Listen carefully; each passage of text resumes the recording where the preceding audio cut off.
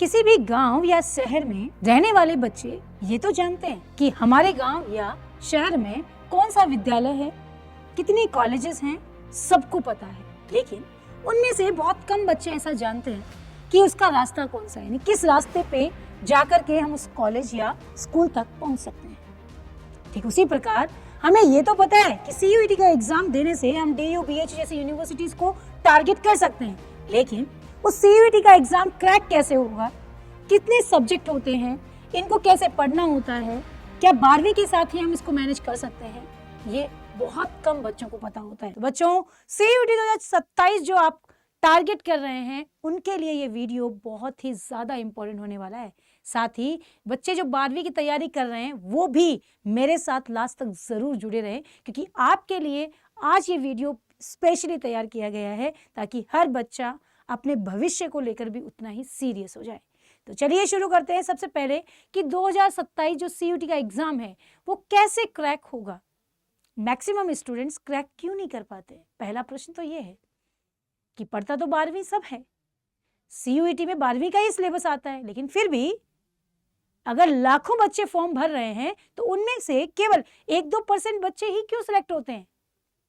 ठीक वैसे ही जैसे हर गांव में रहने वाले बच्चे को ये तो पता है कि मेरे गांव या शहर में कितने विद्यालय और कॉलेजेस हैं, पर रास्ता क्या है ये मालूम नहीं होता है।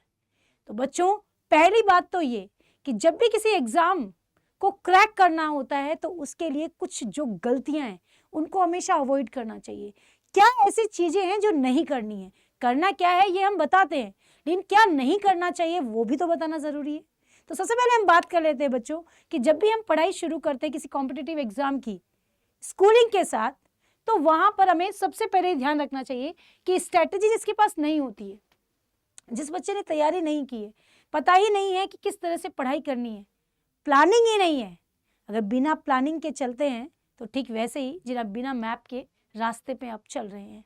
इसलिए प्रॉपर प्लानिंग होनी ज़रूरी है कि CUET की के अंदर जो है कितने सब्जेक्ट होते हैं, किस तरह से उन्हें पढ़ना होता है, 12वीं वाले ही होते हैं या नहीं। तो ये पूरी प्लानिंग आपके पास होनी चाहिए अभी से, कि हमें पता है जैसे डॉक्टर इंजीनियर जो बच्चे बनते हैं वो 6 क्लास में जान जाते हैं कि मुझे डॉक्टर बनना है, तो वो बायोलॉजी को उतना ही फोकसली पढ़ते हैं। इंजीनियर बनना है, मैथ्स पे फोकस करना शुरू कर दिया। तो हम CUET के लिए इतना अवेयर क्यों नहीं है। क्या यूनिवर्सिटीज़ ऐसी ही होती है क्या? ऐसे ही नहीं मिलती है।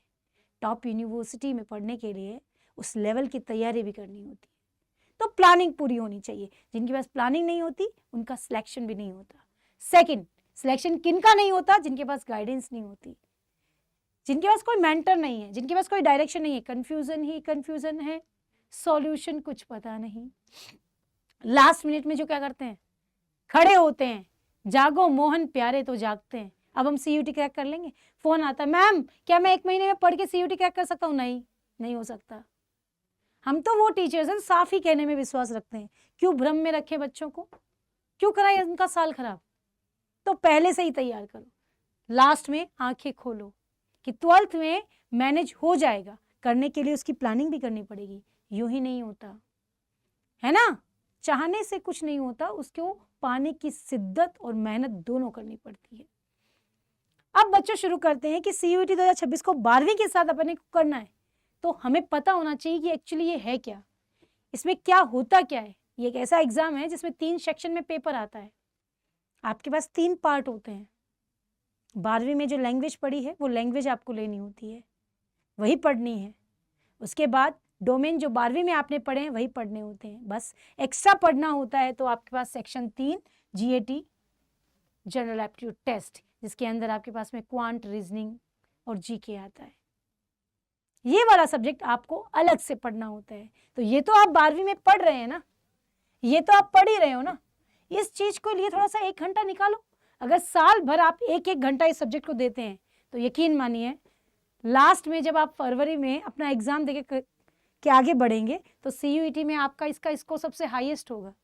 साल भर पढ़ना इट मीन्स बहुत बड़ी बात है, राइट। तो सेक्शन 1 में आपके पास लैंग्वेज होगी, उसके बाद में लैंग्वेज हिंदी या इंग्लिश में से एक ले सकते हैं। डोमेन आपके पास साइंस के हो तो फिजिक्स, केमिस्ट्री, बायो या मैथ, और लास्ट में आपके पास में थर्ड जो है वो GAT। अब आते हैं कीवर्ड्स की। इसके अंदर हमें फोकस किस पे करना है, 12वीं के साथ ही करो। 12वीं के साथ ही आप एनसीईआरटी जो पढ़ रहे हो उसको डेप्थ में पढ़ो, चाहे आप किसी भी बोर्ड के हो, एमपी, यूपी, छत्तीसगढ़, झारखंड, किसी भी बोर्ड का बच्चा हो मेरे पास, सारे बच्चे एनसीईआरटी की बुक को ले लें, नहीं है तो गूगल से डाउनलोड कर लें। हर सब्जेक्ट के लिए एनसीईआरटी मस्ट है।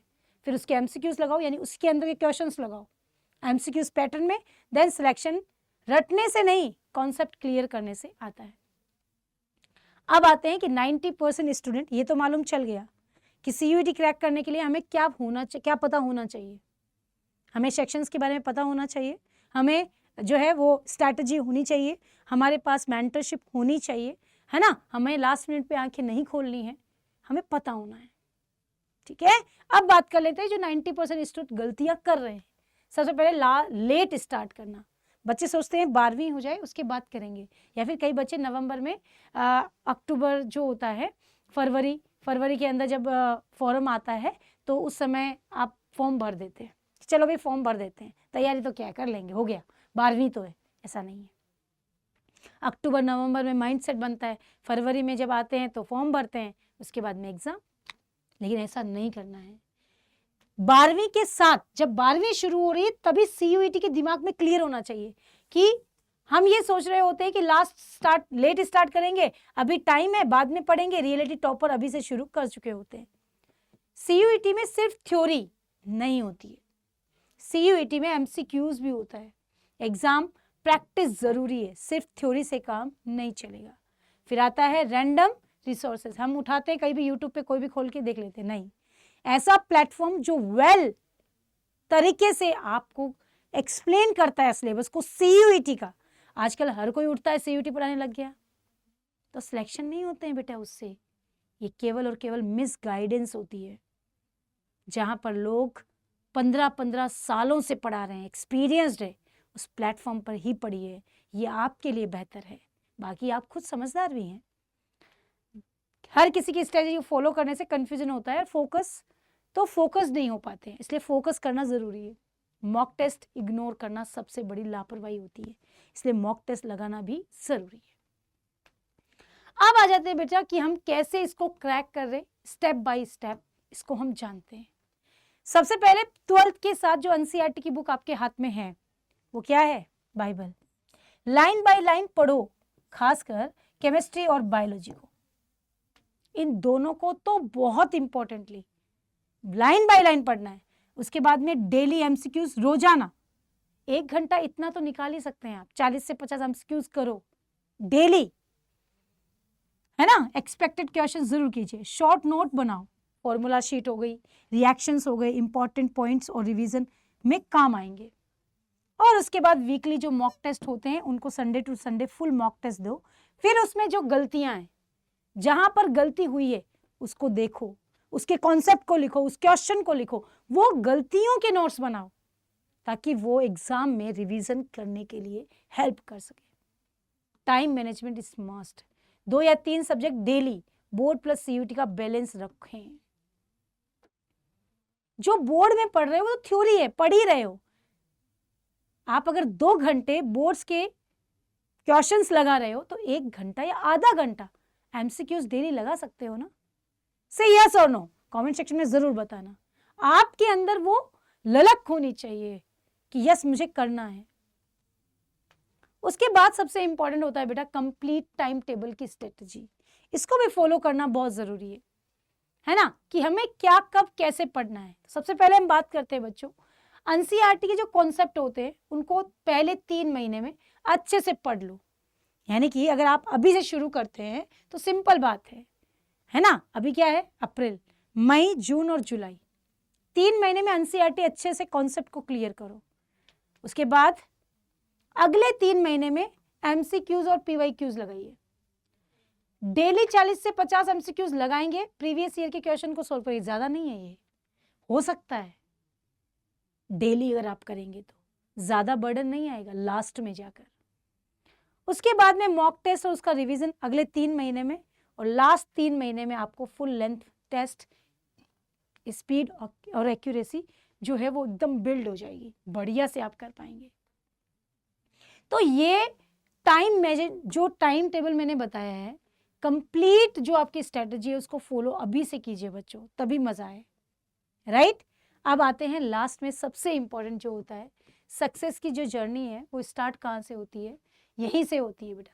क्रैक करना मुश्किल नहीं है, पर बिना प्लान के इम्पॉसिबल है। खुद पे विश्वास रखना जरूरी है कि मैं कर सकता हूं,